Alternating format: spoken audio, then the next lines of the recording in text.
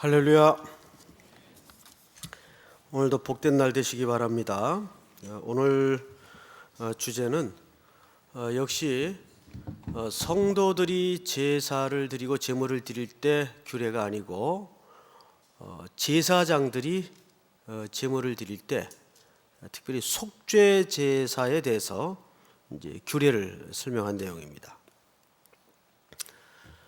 제사 종류가 여러 종류가 있죠. 근데 그 중에는 사실 그 자율적으로 드리는 제사가 있고 반드시 드려야 되는 의무 제사가 있습니다. 오늘 속죄 제사는 그 중에서도 의무 제사입니다. 반드시 드려야 되는 제사인데 어떤 경우에 반드시 드려야 되는가? 죄가 드러나거나 또 죄를 범했을 때 이 제사는 반드시 드려야 되는 제사고, 만약에 그러한 경우에도 불구하고 제사를 드리지 않을 때는 하나님의 엄한 징책이 예고된 제사의 종류입니다.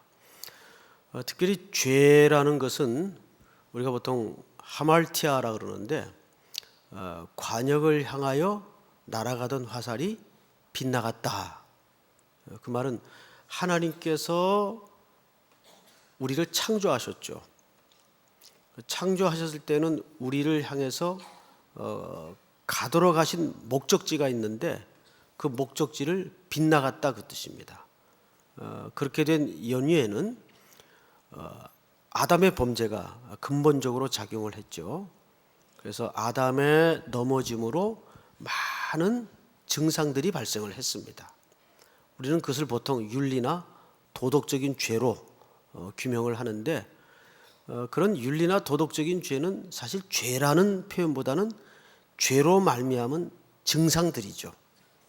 우리 안에 균이 들어가면 열이 나고 기침이 나고 그런 증상들이 나타나지 않습니까? 똑같은 이치입니다. 성경에서는 죄를 딱 하나만 얘기합니다. 하나님과의 관계. 그래서 이 속죄제는 관계 회복을 위한 제사입니다. 우리는 지금 무슨 책을 보고 있죠? 레위기를 보고 있죠. 레위라는 뜻이 뭡니까? 레위라는 뜻은 연합이라는 뜻입니다. 연합. 그래서 이 레위기서 전체 사실 주제를 딱 한 단어로 정리를 하자면 거룩입니다. 거룩이라는 것은 구별이라는 뜻이거든요. 우리를 사망과 옛 삶의 자리에서 불러냈다. 그래서 구별시키는 겁니다. 그걸 우리는 보통 에클레시아라고 그러죠. 어디로부터 불러냄을 입은 자, 구별, 거룩. 그럼 왜 우리를 거룩해야 하셨을까요? 왜 불러내서 구분을 시키고 우리로 하여금 거룩해 명령하시고 그 거룩을 향해서 계속 일관되게 말씀하실까요? 그것은 거룩 자체의 목적을 둔 것이 아니고 그 거룩은 연합을 위해서 거룩해 하시는 겁니다. 누구와의 연합일까요? 하나님과의 연합. 다시 말해서 신랑 되신 그리스도와의 연합을 위해서 우리를 구별하시고 거룩해 하시는 겁니다. 그거를 가장 세분화시켜서 적극적으로 말한 책이 레위기라고 보면 틀림이 없습니다. 그래서 레위라는 말이 연합이란 뜻입니다. 그런데 야곱의 아들들 중에 제일 포악스러웠던 아들이 누굽니까? 레위입니다. 그는 사육자였죠. 그랬던 레위를 장차 하나님의 제사장 지파로 만들어서 하나님과 연합을 시키죠. 여기 하나님의 은혜가 있고 복음이 있는 것입니다. 자, 그런 차원에서 오늘 본문을 좀 볼까요? 여호와께서 모세에게 말씀하여 이르시되 아론과 그의 아들들에게 말하여 이르라. 속죄제의 규례는 이러하니라. 속죄제의 제물은 지극히 거룩하니 여호와 앞 번제물을 잡는 곳에서 그 속죄제의 제물을 잡을 것이요. 자, 여러분 두 가지를 설명했죠? 이 제물은 짐승을 얘기하는데 이 속죄 제사는 희생 제사입니다. 그래서 누군가 반드시 죽어야 돼요. 대신 죽어야 돼요.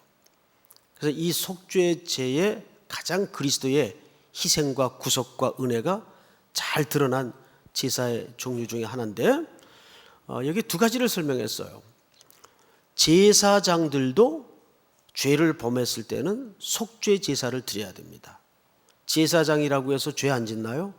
넘어지고 실수하고 죄 짓죠. 근데 그럴 때마다 제물을 드려서 제사를 드리는데 제물의 종류가 달라야 합니다.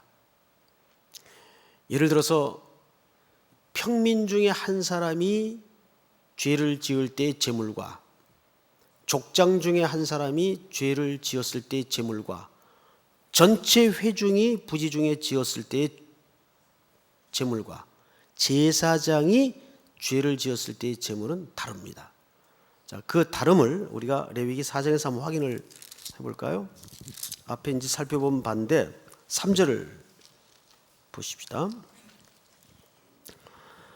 만일 기름 부음을 받은 제사장이 범죄하여 백성의 허물이 되었으면 그가 범한 죄로 말미암아 흠없는 수송아지로 속죄 제물을 삼아 여호와께 드릴지니, 흠없는 수송아지입니다. 그 다음에 13절, 만일 이스라엘 온 회중이 여호와의 계명 중 하나라도 부지 중에 범하여 허물이 있으나 스스로 깨닫지 못하다가 14절 다 같이 시작. 그 범한 죄를 깨달으면 회중은 수송아지를 속죄제로 드릴지니 그것을 회막 앞으로 끌어다가. 여기는 그냥 송아지죠. 그 다음에 몇 절을 보시냐 하면 22절을 보십시다. 만일 족장이 그의 하나님 여호와의 계명 중 하나라도 부지 중에 범하여 허물이 있었는데 23절 시작. 그가 범한 죄를 누가 그에게 깨우쳐 주면 그는 흠없는 수점수를 예물로 가져다가. 여기는 숫염소죠. 족장이 죄를 범했을 때. 27절, 만일 평민의 한 사람이 여호와의 계명 중 하나라도 부지 중에 범하여 허물이 있었는데 28절 시작. 그가 범한 죄를 누가 그에게 깨우쳐 주면 그는 흠없는 암염소를 끌고 와서 그 범한 죄로 말미암아 그것을 예물로 삼아. 아멘. 자, 대상과 종류에 따라서 제물의 종류도 달라졌죠. 이 차이가 드러내고자 하는 말씀의 진의가 뭘까요? 야고보서 우리 공부한 바대로라면 3장의 첫 절에 이런 말씀이 있어요. 내 형제들아, 너희는 선생된 우리가 더 큰 심판을 받을 줄을 알고 선생이 많이 되지 마라. 왜 그럴까요? 이건 선생하지 말라는 말이 아니고 선생의 자리라는 것은 그만큼 무한 책임의 무거운 자리다, 그 뜻입니다. 그러니까 리더의 자리는 그만큼 무거운 자리입니다. 막중한 책임이 얹어진 자리입니다. 비가 안 와서 가뭄이 들어도 대통령 책임이에요. 그러니까 지도자가 된다는 것은 그만큼 무서운 자리고 그 책임에 끝이 없어요. 뭐가 잘못돼도 다 내 책임 같고 또 그렇게 여겨야 됩니다. 그래서 제사장이 죄를 지었을 때는 흠없는 수송아지로 제사로 제물을 드리도록 되어 있어요. 자, 그런데 이제 오늘 본문으로 가서 조금 더 세밀히 보십시다. 26절 같이 한번 읽어볼까요? 시작. 늘 거룩한 곳에서 먹을 것이며 그 고기에 접촉하는 모든 자는 거룩할 것이며 그 피가 어떤 옷에 묻었으면 묻은 그것을 거룩한 곳에서 빨 것이요. 시작. 그 고기를 토기에 삶았으면 그 그릇을 깨트릴 것이요 유기에 삶았으면 그 그릇을 닦고 물에 씻을 것이며. 뭐 토기는 알겠고 유기는 청동으로 만든 그릇을 얘기합니다. 닦고 깨트리고 씻을 것이요, 이렇게 돼 있어요. 자, 이제 앞을 보실까요? 옷은 빨고 토기는 깨트리고 유기 그릇은 씻고 이렇게 돼 있습니다. 이것은 거룩의 구체적인 삶으로의 확대를 얘기합니다. 우리가 살아가고 있는 이 세상은 구조적으로 비틀린 세상이에요. 불신 세계라 그러죠. 그 속에서 우리는 구별된 자로 산다는 것이 보통 판단과 분별력 가지고는, 지혜 가지고는 어렵습니다. 사도 바울도 비슷한 얘기를 했어요. 너희가 그러려면 세상 밖으로 나가 살아야 되겠다. 그러니까 이 땅에 사는 동안에 가장 필요한 지혜가 뭘까? 그래서 덕이라는 주제를 아주 자주 얘기했습니다. 덕이라는 말은 무슨 뜻인가 하면 남에게 기초를 제공한다라는 뜻이에요. 어렵죠. 우리는 태생이 어둠의 자리에서 불러내입은 자들입니다. 이렇게 구분을 하셨어요. 그리스도의 신부로서. 그러면 신부로서 신랑이 오기까지 가장 준비되는 덕목이 뭘까요? 거룩입니다. 왜? 신랑이 거룩하세요. 그래서 그 신랑과 진정하고 온전한 연합을 위해서 우리의 삶을 거룩하게 준비하도록 명령하십니다. 그것은 단순히 신분이 바뀐 것으로 멈추는 것이 아니고 우리의 삶의 자리까지 확대되는 순종을 얘기합니다. 그래서 오늘 여기에 깨트리고 씻고 부수고 이런 표현을 씁니다. 이것이 매일 우리의 일상 속에 부딪히는 싸움이에요. 사도 바울도 고린도전서 10장에 보면 제일 큰 주제를 덕이라고 표현을 했습니다. 그리고 성도들이 살아야 되는 그 기준이 남의 양심을 기준으로 살아야 된다는 말씀을 계속 강조하고 있죠. 그게 무슨 말일까요?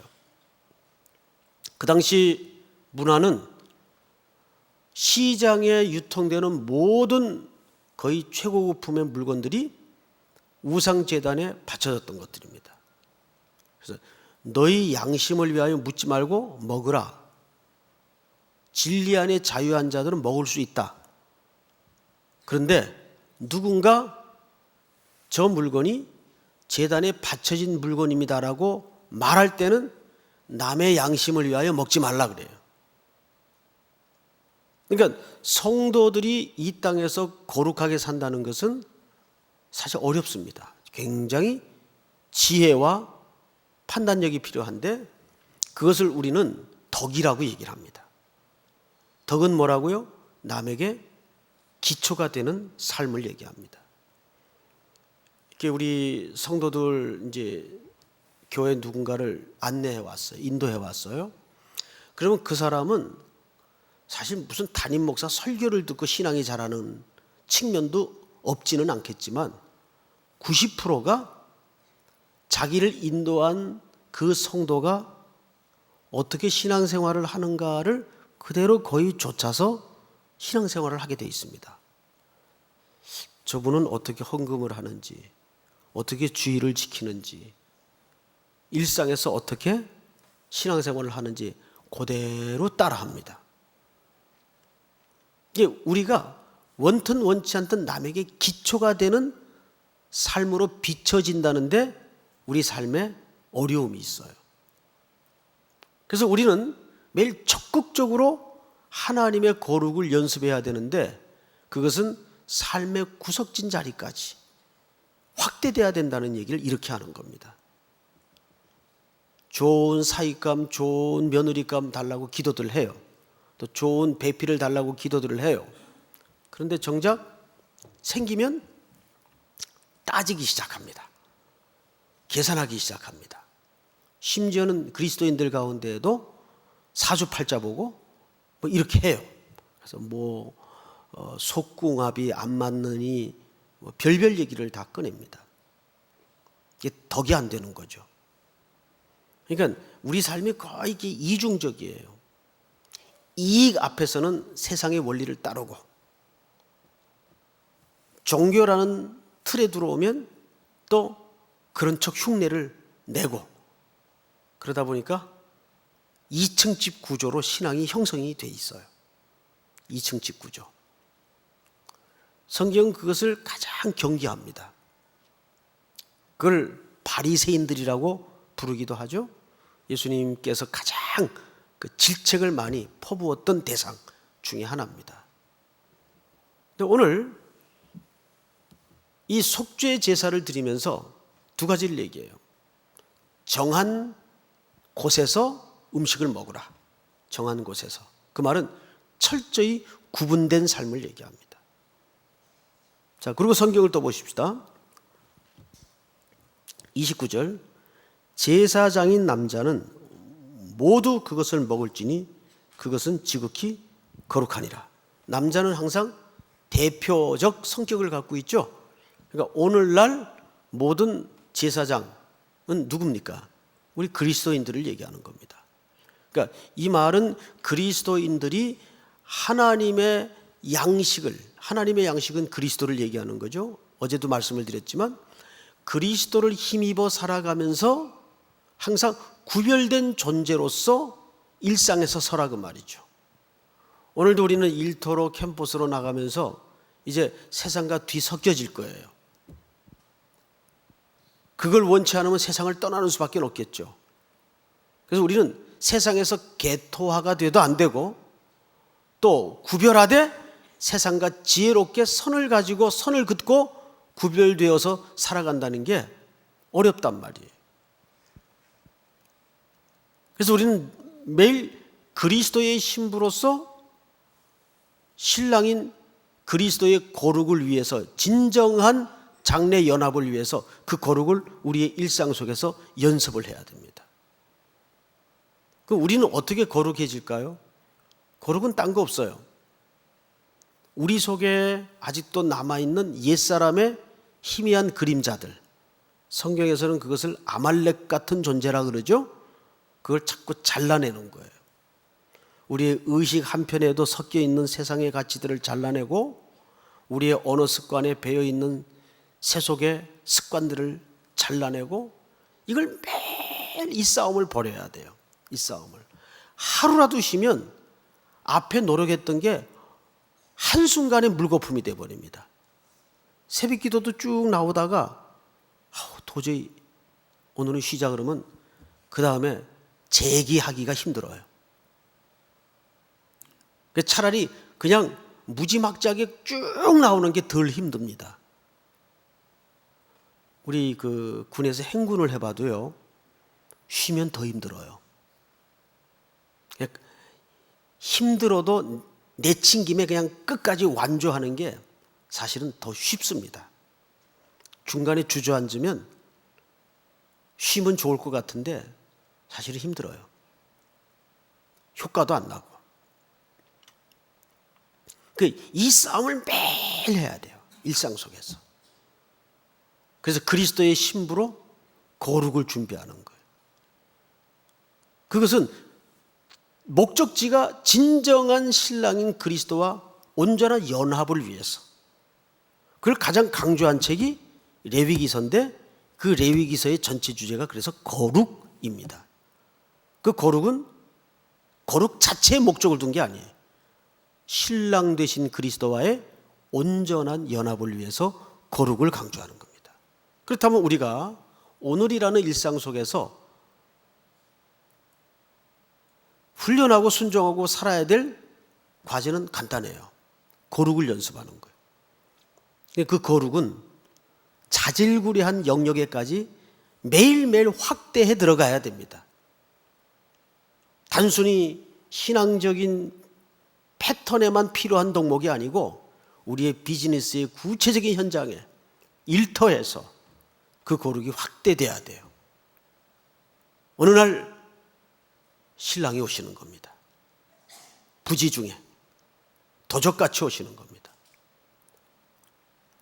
가끔 자주는 아닌데 불쑥 교육자 사무실에 이렇게 순방을 합니다. 책상 상태를 좀 이렇게 구경하기 위해서. 그리고 이제 사진을 다 찍죠. 꼭 두 사람이 걸려요. 그리고 이제 전송을 해줍니다. 책상 꼬라지가 이게 뭐냐. 그러면 기겁을 하고 답장이 와요. 주님이 도적같이 임하신다는 사실을 실감하게 되었습니다. 그럼 내가 도둑이에요? 그런 말은 아니겠지만 요즘은 정말 주님 빨리 오셨으면 좋겠어요. 그죠? 이 세상 살아가는 게 하루하루가 만만치 않아요. 너무 죽을 일도 많고. 그래서 매일매일 속죄 제사를 통해서 그리스도의 보혈의 공로가 필요한 하루입니다. 오늘도 그 보혈의 공로를 의지해서 그 피가 마음속에 큰 증거 되었네. 내 주의 보혈은 정하고 정하다. 그 주님의 보혈을 의지해서 오늘도 거룩한 신부로 승리하는 여러분들이 될 수 있기를 주님의 이름으로 축복합니다. 우리 기도합시다. 오늘 수요 예배를 위해서, 오늘 주신 말씀을 위해서 거룩한 그리스도의 신부로 준비되게 하여 주시옵소서. 또 여러분 오늘 하루 살아갈 보혈의 공로와 은혜를 위해서 우리 주여 부른 다음에 소리내어 통성으로 다 같이 기도하십시다. 주여, 사랑하시는 하나님 은혜를 감사합니다. 오늘 우리들에게 귀한 시간 주셔서 새날 주시고 새 은혜 주시고 새 아침 맞게